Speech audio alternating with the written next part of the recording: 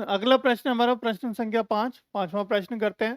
ठीक है, पांचवा प्रश्न क्या है, देखो पढ़ो जरा इसको कि यदि 3x प्लस 2ky बराबर 2 और 2x प्लस 5y प्लस 1 बराबर 0 द्वारा दी जाने वाली रेखाएं परस्पर समानांतर हैं तो k का मान ज्ञात कीजिए। अब देखो दोनों रेखाएं कैसी हैं, अभी तक हमने जो प्रश्न किया था उसमें क्या था, संपाती थी, यानी कि इनफाइनाइट सॉल्यूशन थे। और यहाँ समानांतर है, समानांतर रेखाएं कैसी होती हैं, जो आपको एक दूसरे के ऊपर कभी भी नहीं काटती हैं। तो जब एक दूसरे को काटेंगे नहीं तो कैसा सॉल्यूशन है ना, यानी कि नो सॉल्यूशन होता है।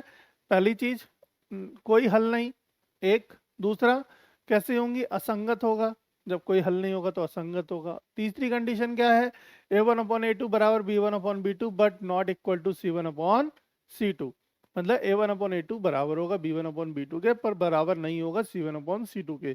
तो ये कंडीशन से हमें ये चीजें चेक करनी है, और अगर ये कंडीशन सही आती है तो इसका मतलब ये हमारी दोनों ही समानांतर रेखाएं परस्पर समानांतर हैं।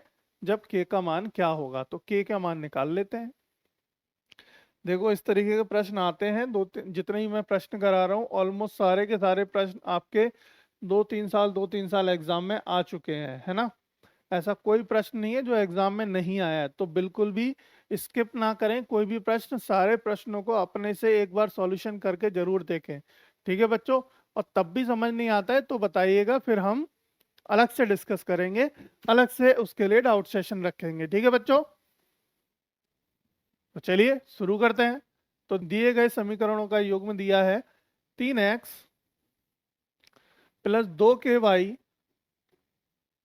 ठीक है, बराबर 2। और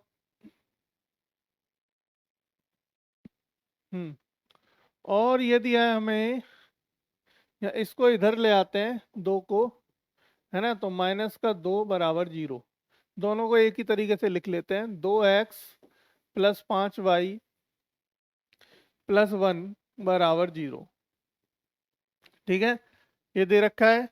अब हम क्या करते हैं कि इन दोनों समीकरण नंबर 1, समीकरण नंबर 2, समीकरण नंबर 1 व समीकरण नंबर 2 की रैखिक समीकरण a1x plus b1y plus c1 बराबर 0 और a2x plus b2y plus c2 बराबर 0 से तुलना करने पर, ठीक है, तुलना करने पर हमें a1 b1 c1 और a2 b2 c2 के मान निकल आएंगे।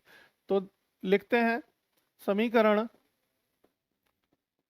समीकरण 1 व 2, समीकरण नंबर 1 व 2 की तुलना रैखिक समीकरण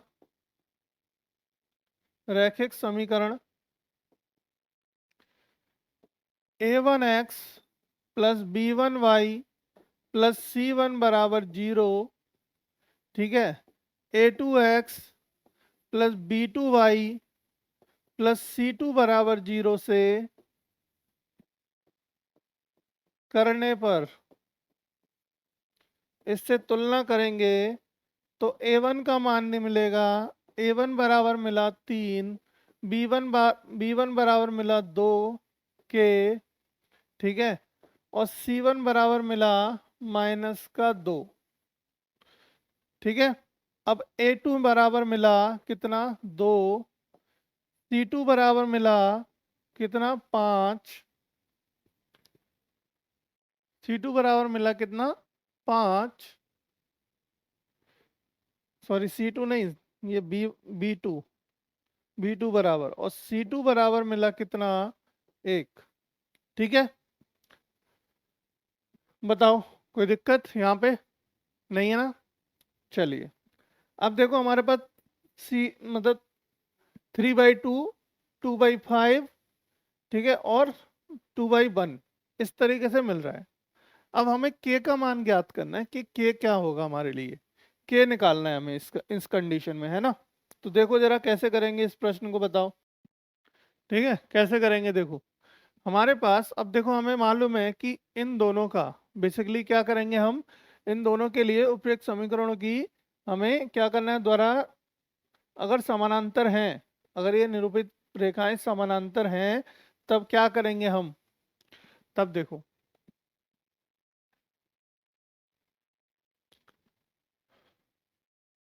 अगर निरूपित रेखाएं समानांतर हैं,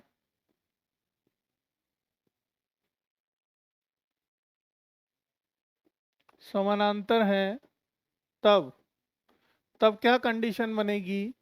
A1/A2 बराबर B1/B2 but not equal to C1/C2, ये कंडीशन बनेगी, है ना। अब मान रख देते हैं, इसमें सारे मान रख दीजिए। A1 का मान कितना है? 3/2 बराबर 2K/5, ठीक है, बराबर नहीं होंगे किसके? -2/1 के। अब चलो इसको चेक कर लेते हैं। तो चेक कर लेते हैं मतलब कि इनको देखो, इन दोनों को बराबर रख के देखते हैं एक दूसरे के। तो 3/2 बराबर 2K/5, ठीक है। ये इधर जाएगा, ये इधर जाएगा। चलो, तो ये कितना हो गया? 3×5 = 15 बराबर 4K। 3/15 बराबर 4K, 2×2 = 4 हो जाएगा। 3/2 सही लिखा है ना हमने? हाँ, सही लिखा है, ठीक है। तो हमारे कितना आ जाएगा के का मान? के का मान निकल के आया, देखो यहाँ से के का मान निकल के आ गया 15/4। कितना? 15/4 निकल के आ गया के का मान।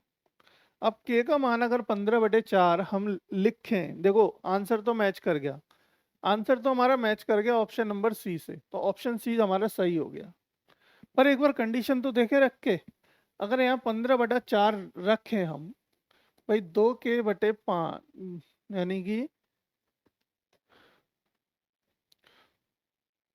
देखो 2/5 तो हमारे पास पहले से था, है ना। 2K/5 था। अब 15/4 रख देते हैं अगर हम, तो 5×3 = 15, 2×1 = 2, 2×2 = 4, यानी कितना आया? 3/2 आ जाएगा। कितना आ जाएगा? 3/2। अब अगर आप 3/2 आ गया हमारा ये पोर्शन, तो देखो पहला क्या दे रखा है? 3/2 ही दे रखा है। पहले में भी क्या दिया है? 3/2 दिया है। तो इसका मतलब A1/A2 बराबर आ गया B1/B2 के। अब 3/2 मतलब 1.5, 1.5 ये आ गया, 1.5 ये आ गया, दोनों बराबर आ गए। पर यहाँ कितना है? -2 है, तो ये तो बराबर नहीं है। इसका मतलब ये हुआ कि ये जो हमारे दिए गए समीकरण हैं वो कैसे हैं? समानांतर रेखाएं हैं, और इनका कोई हल नहीं होगा, ठीक है। कोई हल नहीं, तो लिख सकते हैं कोई हल नहीं। और साथ में लिख सकते हैं ये कैसे होंगे? असंगत होंगे, असंगत होंगे, ठीक है। इनके हल कैसे होंगे? असंगत होंगे। असंगत मतलब जिनके कोई हल ना हो, यानी कि नो सॉल्यूशन। नो सॉल्यूशन वाला प्रश्न है आपका। चलो नोट डाउन करो जल्दी से।